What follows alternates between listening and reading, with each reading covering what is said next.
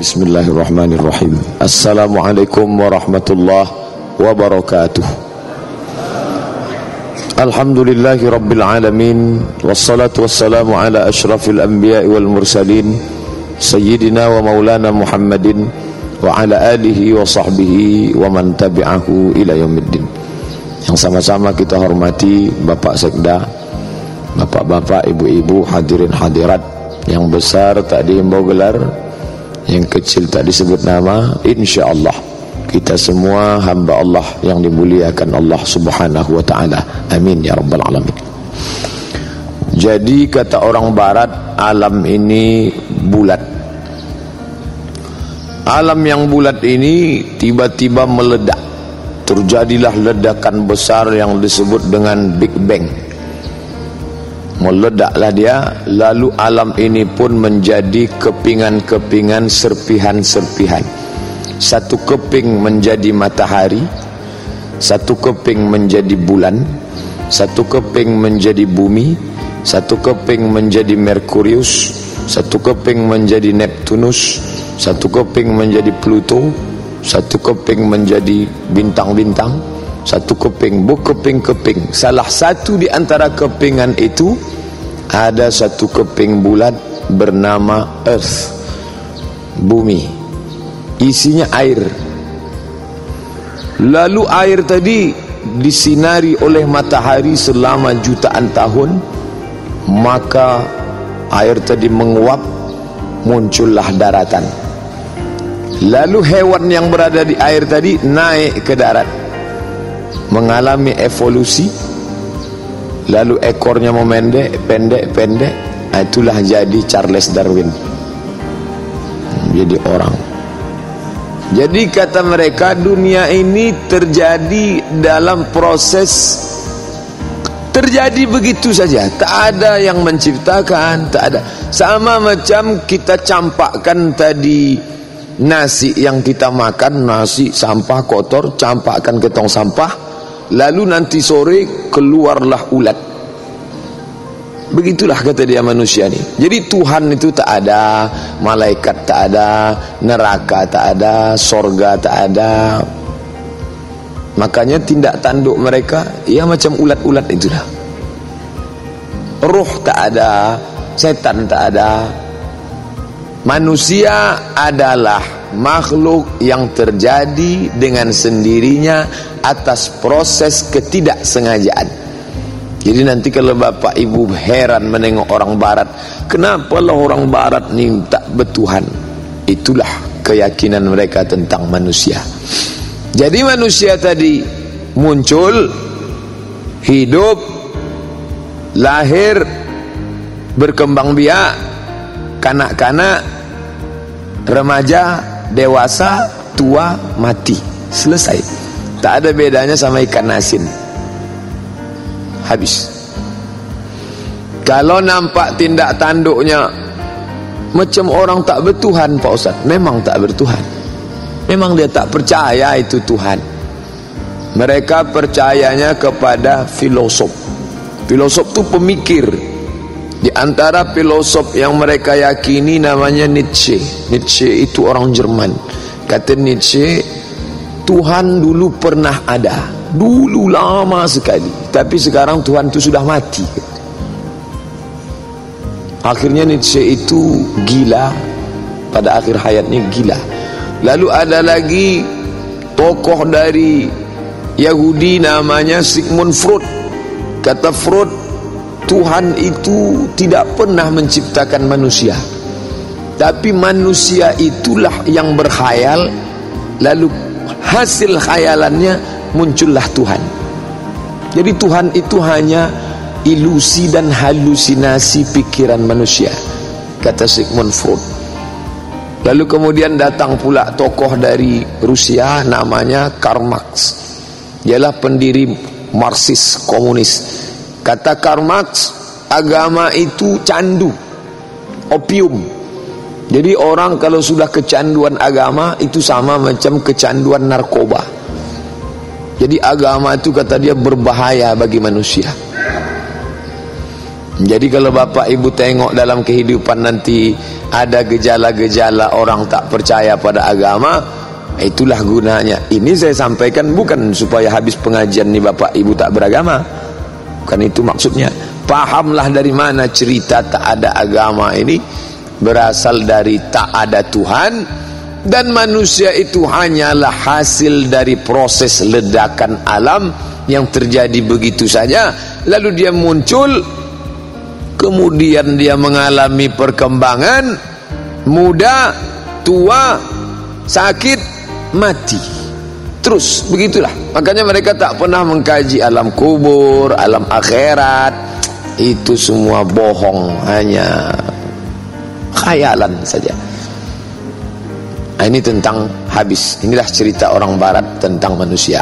Nah, sekarang kita kaji pula macam mana Islam memandang manusia supaya jelas perbandingannya.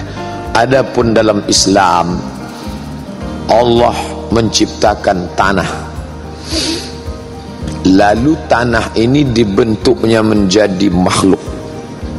Makhluk itu dia kasih nama Adam, lalu ditiupkannya lah ruh. Fanafakhtu fihi mir ruhi, kutiupkan ruh ke dalam tanah tadi. Faqa'u lahu sajidin, lalu tiba-tiba bersujudlah semua malaikat. Maka bangkitlah tanah tadi ketika ditiupkan. Semua yang berada di alam semesta bersujud kepada dia, illa iblis, kecuali iblis. Kenapa iblis tak mau sujud? Karena iblis merasa dirinya lebih hebat.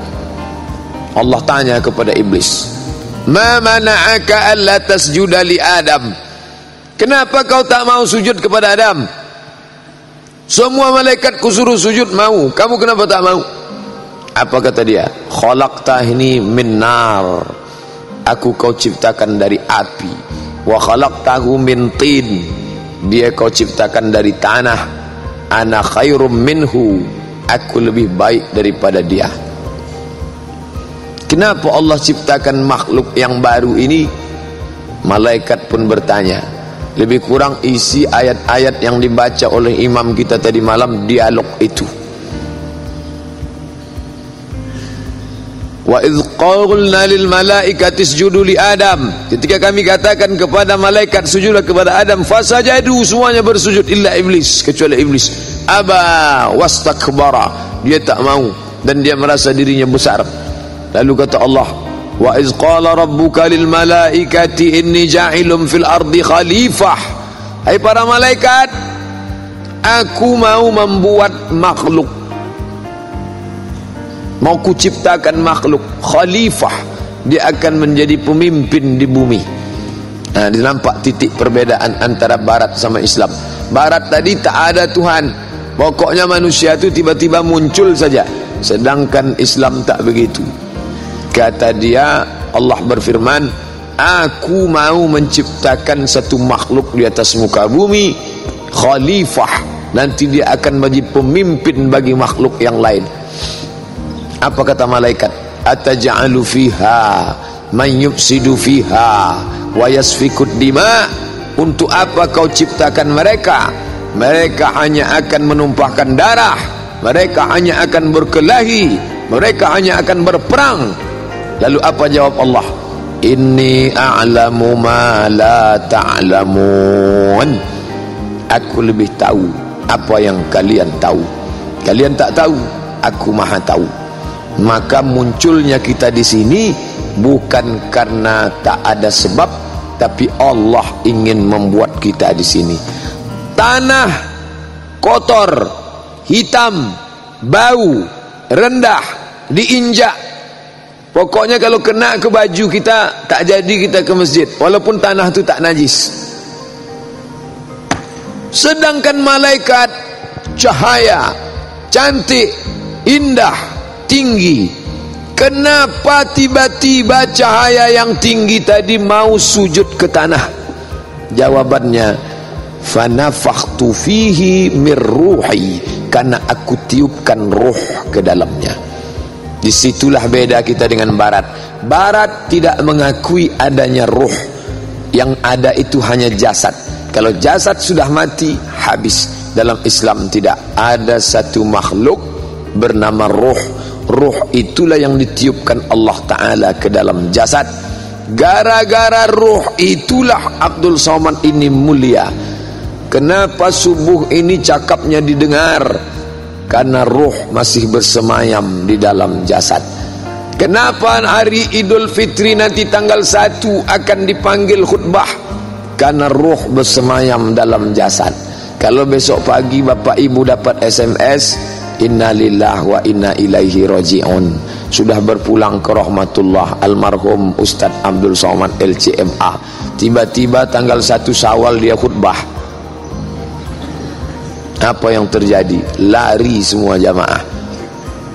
Gara-gara ruh itulah si suami berkata kepada istrinya, sehidup semati sayang.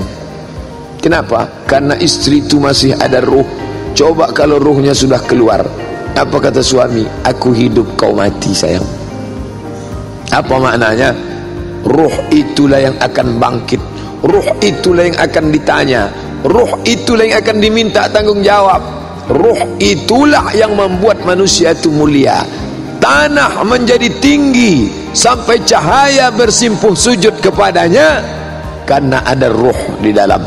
Ketika dicabut ruh, maka Abdul Somad hanya setumpuk daging yang akan membusuk. Kalau mati saya jam 6 ini, jam 6 nanti sore sudah mulai keluar cairan keringat. Jam 6 nanti sore mesti cepat dimakamkan. Jam 6 besok subuh orang sudah tutup hidung semua. Kita hanya setumpuk daging busuk yang akan dimakan cacing tanah. Zaman dulu orang mati baru dimakan cacing tanah. Mati dulu baru dimakan cacing tanah. Sekarang enggak, masih sehat sudah dimakan ulat. Diabetes meletus, meletus-letus kulit itu. Kenapa? Belum mati sudah tak segan cacing tanah. Makanya kalau kita lewat itu cacing tanah, meniti air liur cacing tanah menengok kita. Oleh sebab itu apa kata dia? Tunggulah asal keluar roh kau, nanti tengok aku bantai kau habis-habisan. Rumah itu kita yang membuat, tanah kita yang membeli, hasil titik puluh keringat kita. Rumah itu punya kita. Kapan kita berada di dalamnya? Ketika ruh berada dalam jasad. Begitu ruh dicabut jam 6 pagi, jam 6 pagi besok tak satu pun ruang rumah itu yang bersedia menjadi tempat tinggal kita. Kenapa? Kita akan membusuk. Tapi Pak Ustadz, ada orang yang mati tetap bertahan seminggu, tetap bertahan, disuntik formalin. Kalau bapak ibu mau disuntik formalin, buatlah surat wasiat biar kami suntikkan nanti insyaallah.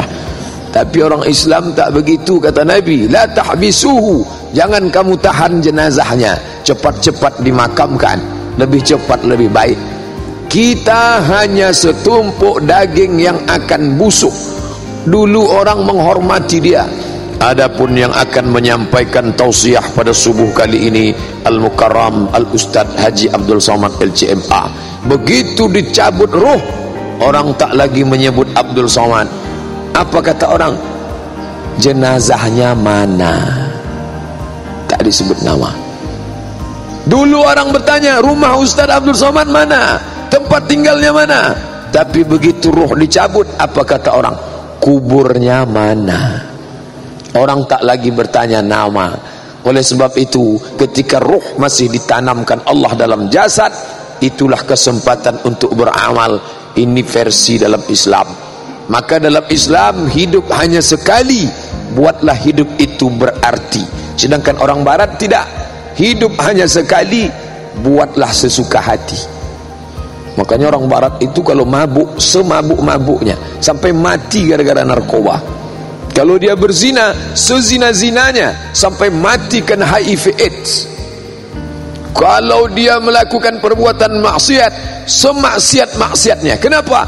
Karena menurut mereka hidup itu hanya sekali itu saja. Setelah itu dia akan menjadi tanah. Dalam Islam tidak. Ada yang namanya ruh. Ruh itulah yang kita isi tadi dengan zikir muhasabah. Ruh itulah yang kita isi dengan melembutkannya dengan tahajud dan witir. Ruh itu makanannya zikir.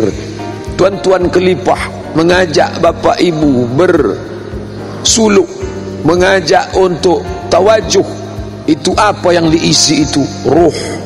Makanya ada perjalanan zikir di dalam batin, karena manusia terdiri dari zahir dan batin. Tapi zaman sekarang banyak orang terikut-ikut pikiran barat, maka batin itu dia tak peduli. Akhirnya mulutnya mengatakan Islam, tapi isi kepalanya sebetulnya tak ada bedanya dengan barat. Banyak. Percaya tak percaya bapak ibu, tengoklah isi kepala orang sekarang sama macam barat. Lahir, tua, mati. Dia berislam tu cuma 3 kali. Pertama waktu lahir, kedua waktu nikah, ketiga waktu mati. Lahirnya diazankan, nikahnya diakadkan Pak Kua, matinya disolatkan. Nanti kalau ada orang model begini, lahirnya saja diazankan, nikahnya diakadkan. Kalau tak jelas, jenazahnya jangan disolatkan. Lalu gimana? Campakkan ke sungai. Bapak ibu yang dimuliakan Allah subhanahu wa ta'ala, ketika roh berjumpa dengan jasad, maka mulialah tanah menjadi kemuliaan, dihormati. Tapi ingat, ketika roh berjumpa dengan jasad, muncul hawa nafsu. Sebelum roh berjumpa dengan jasad, jasad tak punya hawa nafsu. Jasad itu tak ada hawa nafsunya. Apa bukti cakap Pak Ustaz jasad tak hawa nafsu? Buktinya kalau ada orang mati tak ada nafsunya. Cobalah tengok jenazah, letakkan pun artis di situ tak bernafsu dia, tak ada hawa nafsunya. Makanya kalau ada bapak ibu yang gelisah, saya ni Pak Ustaz gelisah, saya hawa nafsu saya ni, sabar, nanti kalau sudah keluar roh tu tak ada lagi dia. Ketika roh berjumpa dengan jasad, muncullah hawa nafsu. Nafsu yang pertama apa? Nafsu makan. Makanya anak kecil itu begitu lahir, apa yang diinginkannya pertama? Makan air susu ibunya. Lalu kemudian dikasihlah dia bubur, dikasih pisang. Zaman dulu dalam kitab fikih, janin yang paling tua itu bisa lahir umur 2 tahun. 2 tahun lahir. Jadi lahir itu bergigi, bisa makan jengkol langsung. Zaman sekarang tak bisa. Asal hewan 9 bulan 10 hari itu sesar, operasi langsung. Zaman dulu enggak. Maka yang pertama nafsu itu makan. Ketika jumpa roh sama jasad, muncul nafsu. Nafsu pertama makan. Menyikapi makan ini bagaimana? Orang menyikapi makan ini terbagi 2. Satu ekstrim kanan, satu ekstrim kiri. Yang ekstrim kanan ini tak boleh makan. Daging tak boleh dimakan, ayam tak boleh dimakan, ikan tak boleh dimakan. Rumah makannya kalau bapak mau singgah di Pekanbaru, Jalan Jenderal Sudirman, dekat Pasar Buah, belok kanan. Ustaz macam tahu aja, pernah saya singgah ke situ. Tak sengaja. Vegetarian restoran. Di situ tak ada ayam, tak ada ikan, tak ada. Yang ada sayur-sayur aja. Bayam, kangkung. Maka bawaan orangnya di situ lemas. Bawaannya macam mau mati aja. Karena tak boleh makan daging. Nih, bagi dia haram. Yang makan di situ siapa? Orang vegetarian, diambil dari vegetable. Vegetable artinya sayur. Dia makan sayur-sayur saja. Biksu, biku, pastor tak boleh makan daging. Ini ekstrim kanan. Adapun yang ekstrim kiri, oh ini semua dimakan. Rumah makannya ada juga di Pekanbaru, dekat Akap, namanya BPK, bagi panggang karung. Semua dimakan. Semua yang berkaki 4 halal dimakan, kecuali meja, itu pun karena keras. Lain daripada itu halal semua. Nah, yang kanan ni tak boleh memakan, yang kiri semua dimakan. Bagaimana dengan Islam? Wa kadzalika ja'alnakum ummatan wasata. Demikianlah kami jadikan kamu umat pertengahan. Ayam boleh, ikan boleh, itik boleh. Syaratnya apa? Disembelih, darahnya keluar, bersih, halal, thayyibah. Anjing haram, babi haram, kucing haram, monyet haram. Islam tidak melarang makanan, Islam tak menghalalkan semua makanan. Kulu, makanlah. Wala tusrifu, jangan berlebihan. Standar makan dalam Islam itu untuk apa? Liuqima sulbahu, untuk menegakkan tulang belakang. Kenapa kita makan buka semalam? Supaya tegak tulang belakang solat tahajud. Allahu Akbar. Karena kalau tak makan jatuh. Kenapa kita sahur tadi? Untuk menegakkan tulang belakang, maka kita bisa solat subuh. Makanya kalau bapak makan agak banyak sikit, lalu ibu marah, bapak ini kenapa makan banyak-banyak? Aku kalau tak begini tak tegak tulang belakangku. Begitu juga kalau nampak kita kawan ni agak banyak makannya, jangan suuzon. Dia kalau tak segitu tak tegak tulang belakang. Untuk menegakkan tulang belakang. Asal sudah tegak tulang belakang, stop. Kul, makanlah. Washrab, minumlah. Walbas, berpakaianlah. Watasaddaq, bersedekahlah. Min ghairi sarafin, tak boleh berlebih-lebihan. Wala makhilatin, tak boleh untuk sombong. Yang pertama muncul ketika ruh berjumpa dengan jasad adalah nafsu makan. Setelah nafsu makan, umur 12, 13, 14 muncul nafsu yang baru. Orang menyebutnya nafsu seks, ada juga menyebutnya biologis. Itu yang disebut dalam Al-Quran, zuyyina linnasi hubbus syahawat, syahwat minan nisa, perempuan. Menyikapi perempuan ini pun terbagi dua. Yang ekstrim kanan, perempuan itu haram, tak boleh. Biku, biksu, pastor tak boleh menikah. Perempuan itu haram. Perempuan hanya menjadi penghalang antara dia dengan Tuhan, maka perempuan itu haram. Gara-gara Adam lah, gara-gara Hawa lah, gara-gara perempuan lah manusia keluar dari sorga. Begitu doktrin mereka. Ini perempuan haram. Ekstrim kanan, perempuan haram. Yang ekstrim kiri pula, perempuan halal sehalal-halalnya. Asal nampak cantik, halal. Bini orang, bini dia.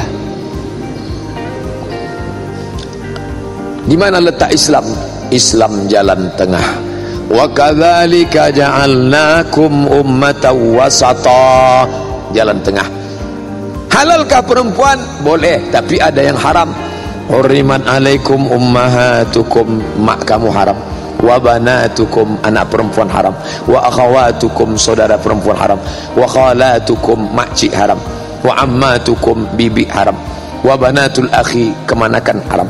Ada perempuan-perempuan yang haram, tak boleh dinikahi.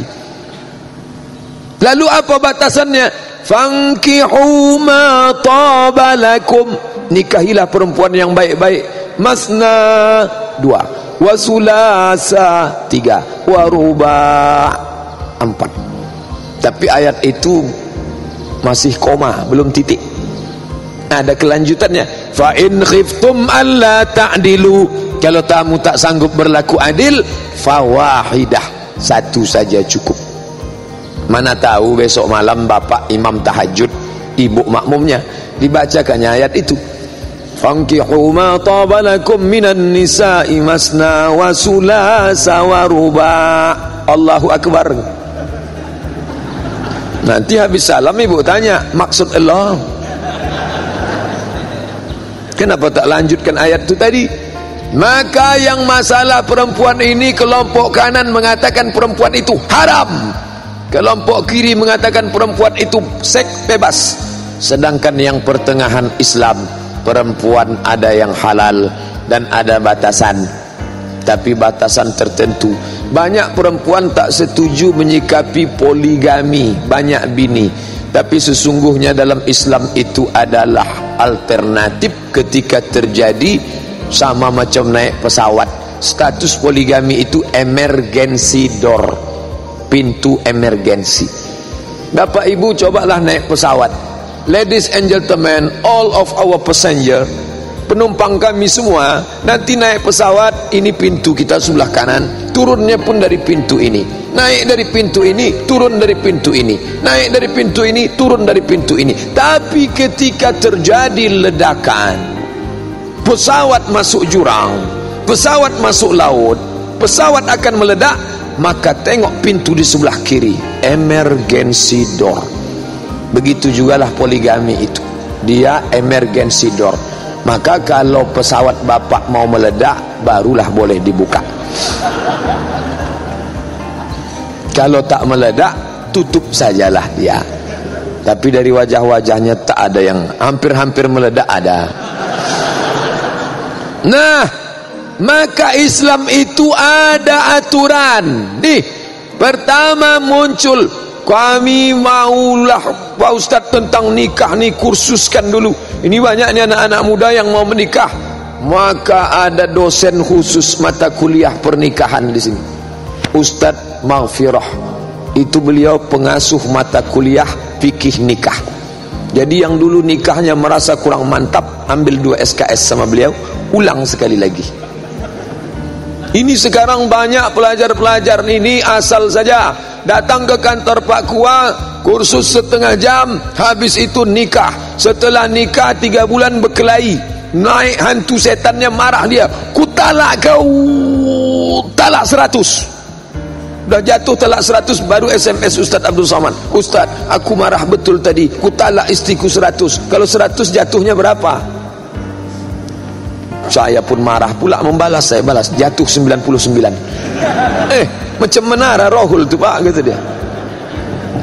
Bapak Ibu yang dimuliakan Allah Subhanahu wa taala, oleh sebab itu maka ada ilmunya. Ilmu masalah makanan, ilmu masalah perempuan. Maka dalam Islam itu, kapan nafsu itu ada? Ketika roh berjumpa dengan jasad. Yang pertama makan, yang kedua perempuan, yang ketiga wal banin, nafsu ingin punya anak. Tak ada orang tak suka sama anak. Capek lelah badan, begitu nampak anak berkejar berlari mengejar, hilanglah capek, hilanglah lelah, hilanglah penat. Bapak Ibu tahu itu semua.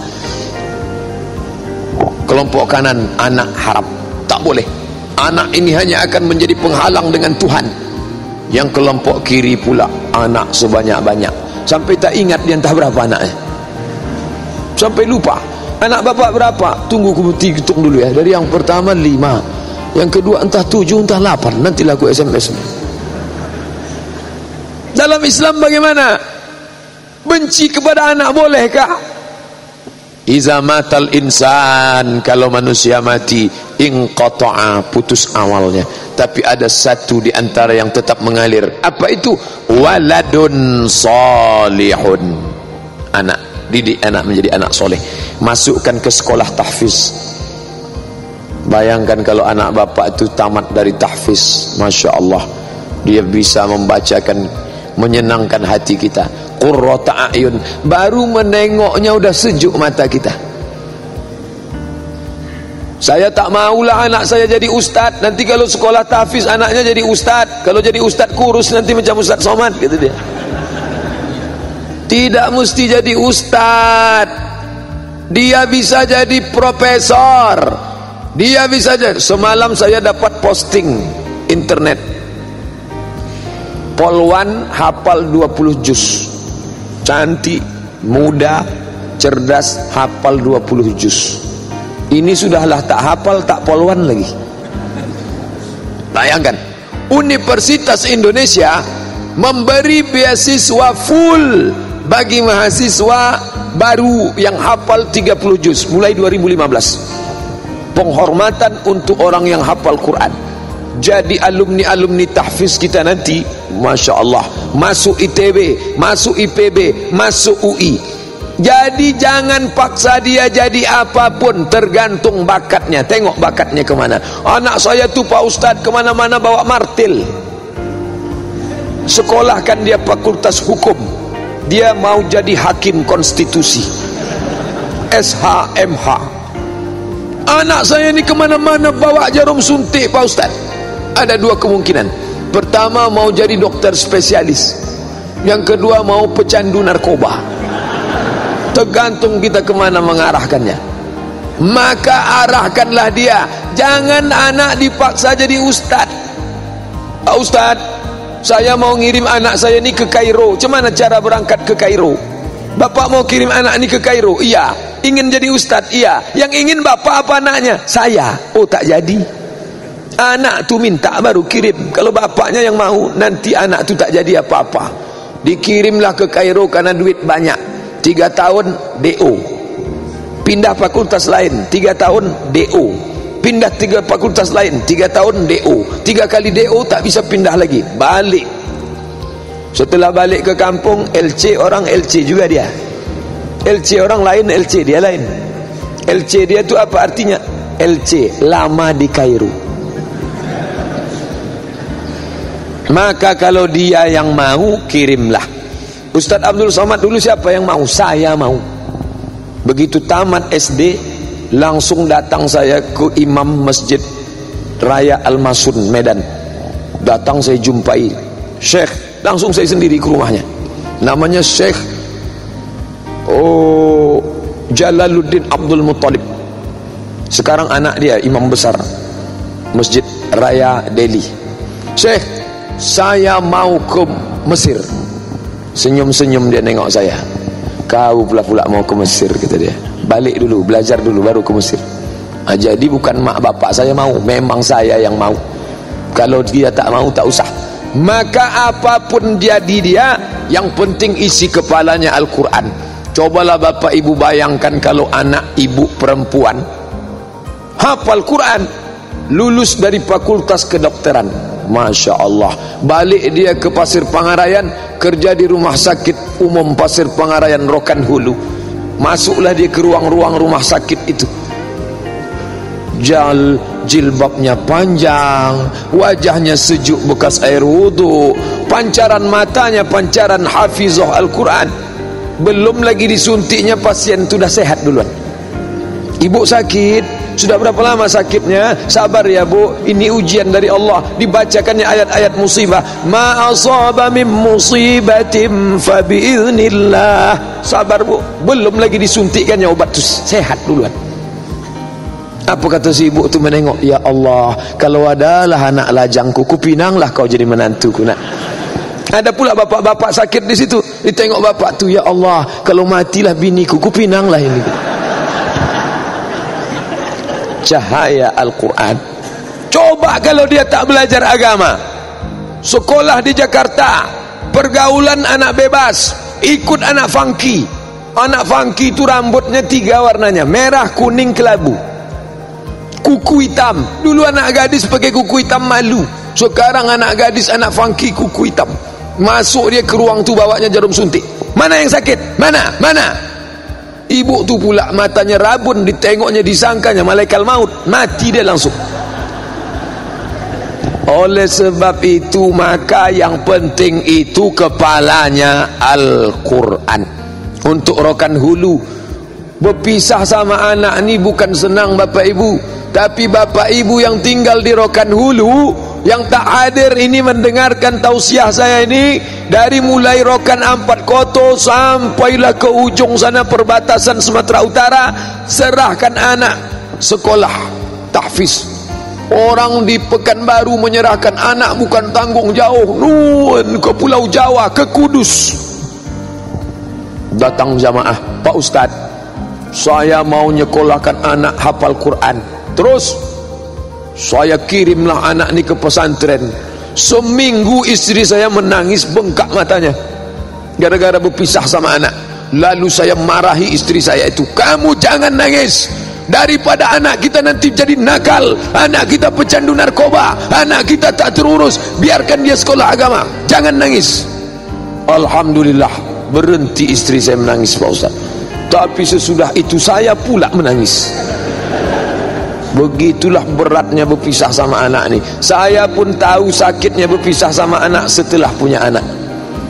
Setelah ada anak, barulah tahu saya ternyata berpisah sama anak tu sakit. Saya datangi mak saya, mak, aku tak tahan berpisah sama anak ni. Kenapa mak dulu tahan berpisah sama aku? 4 tahun aku di Mesir tak balik, 2 tahun aku di Maroko tak balik. Kenapa mak tahan? Sebetulnya aku tak tahan. Jadi gimana caranya biar tahan? Ku cari anak-anak tu yang mirip macam kau hitamnya. Ku tengok tiap hari, ku bawakan roti hari raya, ku bawakan baju, ku usap kepalanya, sehatlah hatiku. Namun sekali mengatakan aku rindu sama kau nak, tak pernah. Sampai terbayang di pikir saya, jangan-jangan aku ni anak angkat. Tak pernah sekalipun dia bilang, nah aku rindu sama kau. Enggak. Kenapa tak aku katakan itu? Aku ingin kau kuat di kampung orang, jangan sampai kau demam di sana. Bapak ibu yang dimuliakan Allah subhanahu wa ta'ala, ini banyak anak ini temanja-manja di telah ketiak orang tua. Akhirnya disuap. Sekolah duit dikirim, password yang tahu dia 3 huruf saja. Asal habis duit mak, asal habis duit pak. Sampai sudah beranak pinak pun mak sama pak. Zakat fitrahnya pun ayahnya juga membayarkan. La ilaha illallah. Maka dalam Islam itu diajarkan, syahwat makan silakan, syahwat punya istri suami silakan, syahwat punya anak silakan. Yang keempat muncul syahwat, wal qanatiril muqantarati minaz zahabi wal fiddah, perhiasan. Ada naluri dalam diri manusia ingin punya perhiasan. Maka ada kelompok yang mengharamkan perhiasan. Pakai cincin tak boleh, pakai gelang tak boleh, pakai rantai tak boleh. Dalam Islam diajarkan Nabi Muhammad pakai cincin di kelingking sebelah kiri, tulisannya Muhammad Rasulullah, sekaligus sebagai stempel. Maka tengok surat-surat Nabi ada di pojok itu tertulis Muhammad Rasulullah, karena tulisan cincinnya itu Muhammad Rasulullah. Maka bagi bapak, kepala dinas, kepala badan, kepala kantor, kalau payah bawa stempel, buatlah stempel itu dalam bentuk cincin. Jadi kalau ada surat mau yang mana yang mau distempel, selesai. Satu di kiri, satu di kanan, okey lah, tak masalah. Saya dikasih kemarin waktu ustaz-ustaz dapat cincin, Ustaz Mawardi dapat, Ustaz Mustafa Umar dapat, Ustaz Zulfikar Abdul Malik dapat, saya pun dapat. Tapi besar betul, panjang, solar rokan. Saya simpan di rumah. Yang saya pakai yang kecil saja. Pak Ustaz, cincin Pak Ustaz tu ada khasiat-khasiatnya, kata jamaah. Oh ada, saya bilang. Apa khasiatnya Pak Ustaz? Kalau dipakai, duduk di rumah makan tak bayar. Hebat tu Pak, duduk aja jangan makan. Kalau makan bayar. Kalau sekedar untuk perhiasan boleh, tapi kalau sampai meyakini ada khasiat-khasiat, jangan. Siapa yang lahir bulan Mei, bintangnya Gemini, batu yang cocok warna merah, nanti aura merahnya akan bangkit, wajahnya menjadi merah sehingga orang segan berwibawa, biji matanya pun merah. Jangan, rusak akidah, rusak tauhid. Apalagi sampai mubazir, di lampu merah anak yatim Pak makan Pak, di lampu merah nih, diketuknya kaca mobil mewah Mercy, makan Pak, makan. Orang yang di dalam tu pula, la ilaha illallah, tak ada sikit pun simpatinya menengok orang susah, tak ada pedulinya menengok orang susah. Kalau orang kaya yang mengoles batu masih lumayan. Ini jamaah bertanya kepada saya, Pak Ustaz, apa hukum Ustaz menggosok batu di atas mimbar masjid? Ini pertanyaan ngejek atau apa? Ini kisah nyata Pak Ustaz. Waktu sedang khotib naik, muazzin azan, Allahu Akbar, Allahu Akbar, kami tengok ustaz tu sedang menggosok di kecil kaki. Ini perhatian buat ustaz-ustaz, jangan menggosok. Di sini bisa karena tak nampak, tapi di mimbar masjid lain jangan. Mimbar lain tu di bawah, kalau ini bantailah gosok segosok-gosoknya di atas. Bapak ibu yang dimuliakan Allah subhanahu wa ta'ala, maka dalam Islam perhiasan boleh, tapi ada yang tak boleh. Apa yang tak boleh itu? Uhilluz zahab emas. Wal harir, sutra. Emas tak boleh. Kenapa tak boleh pakai emas, tuan? Tuan-tuan syekh zaman dulu menjawab, pakai emas itu mubazir, pakai emas itu perhiasan orang sorga, pakai emas itu nanti robek hati orang miskin menengoknya. Itu jawaban orang dulu. Subhanallah, zaman modern diberikan jawaban terbaru. Ternyata orang yang pakai emas, emas itu punya biji-biji halus masuk ke dalam kulit. Ada butir-butir molekul emas itu masuk ke dalam kulit, dan dia menyebabkan penyakit Alzheimer, lemah, tua sebelum masanya. Nih penyakit ditakuti orang barat. Maka kalau terlalu lama dipakai, kena Alzheimer. Kenapa perempuan boleh? Karena perempuan itu masuk penyakit itu ke dalam, tapi nanti dia keluar lagi melalui darah haid. Maka kalau ada bapak yang haid, pakailah emas. Boleh. Sutra, kenapa sutra itu haram? Dulu kalau ditanya kenapa haram pakai sutra, karena sutra itu mahal. Kenapa haram pakai sutra? Karena sutra punya perempuan. Kenapa sutra haram? Karena sutra itu hebat. Kenapa sutra haram? Karena sutra pakaian raja sombong. Belakangan ditemukan ternyata dalam diri manusia ini ada hormon feminin, ada hormon maskulin. Perempuan bagus pakai sutra, karena sutra kalau dipakai ibu-ibu itu semakin memicu pertumbuhan hormon feminin. Dia kalau pakai sutra dia makin perempuan. Tapi kalau laki-laki pakai sutra, lama-lama dia bisa melambai. Sebelumnya dia kalau memanggil sini, tapi kalau sudah pakai sutra, sini. Hati-hati, jangan pakai sutra. Yang sudah beli baju sutra hari raya tak boleh, haram. Boleh sutra hanya 2 jari. Kalau ingin betul sutra, gunting 2 jari, tempelkanlah kemana. Lain daripada itu tak boleh. Syahwat makan, syahwat perempuan, syahwat ingin punya anak, syahwat perhiasan. Wal an'am, ingin punya binatang ternak. Prabowo punya kuda berapa ribu, ingin punya ternak. Bapak mungkin punya ternak kambing. Ini naluri, ada dalam ayat Quran. Siapa yang beternak sekarang? Australia. Indonesia mengimport sapi dari Australia. Mereka yang menyalurkan syahwat ternak. Rokan Hulu luas. Semalam kita naik ke atas tengok masih hijau. Bisa ternak kambing, bisa ternak sapi, bisa ternak banyak ternak. Silakan beternak. Tapi ingat, kalau ada 40 kambing, keluarkan zakat 1 ekor kambing. Wal harth, yang ke-6, kebun. Katanya bapak buka kebun sawit ya? Iya Pak Ustaz. Luas kebunnya? Ya cukuplah untuk berapa? 71 keturunan.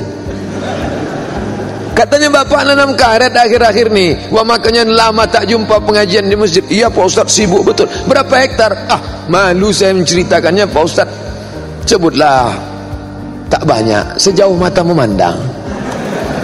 Bolehkah orang Islam punya kebun luas? Silakan. Tapi ingat, hasilnya keluarkan zakat. Dalam Islam ini bukan haram. Makan nisa wal banin wal qanatiril muqantarati minadz zahab wal fiddah wal khailil musawwamah wal an'am wal hars. Ini semua halal, tapi bersyarat. Baca dalam kurung, syarat dan ketentuan berlaku.